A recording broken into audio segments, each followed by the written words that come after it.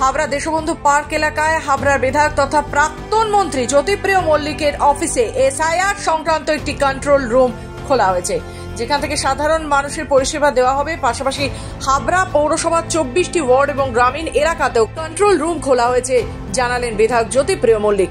পাশাপাশি তিনি সংবাদ মাধ্যমের মুখোমুখি হয়ে বলেন, এসআইআর না করলে ক্ষতি কি ছিল? এসআইআর যদি না করতো সূর্য কি পশ্চিমে উঠতো? এসআইআর না করলে কি মানুষ খেতে পেত না? এসআইআর এর কি প্রয়োজন ছিল এই বাংলায়? পাশাপাশি তিনি বলেন, বিজেপি এই খেলা 2026-এ শেষ হয়ে যাবে। যদি একটা লোকের নাম্বার যায়, তার জন্য লড়াই চলবে হাইকোর্ট টু সুপ্রিম কোর্ট। পাশাপাশি তিনি আরো বলেন, সাধারণ মানুষের যে চোখের জল পড়েছে সেটা জল নয়, আগুন। সেই আগুনেই পুড়ে যাবে তারা। ভাত কত যাবে কি যাবে এটা তো আমরা হিসাব করে বলতে পারছি না। তবে একটা খুব বাজে এই এসআইআর, এটা না করলে কি ছিল, ক্ষতি কি ছিল?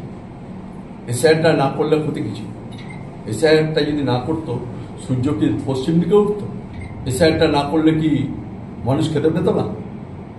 এসআইআরটা কি প্রয়োজন ছিল আমাদের? আমরা তো ভালো আছি বাংলায়। মুখ্যমন্ত্রী আমাদের প্রত্যেককে ভালো রেখেছে, দুধে ভাতে যেভাবে তাকে তার বাচ্চাদের সব ভালো রেখেছে মুখ্যমন্ত্রী। এটা কি করা দরকার ছিল? কেন মতুয়াদের প্রতি আক্রমণ?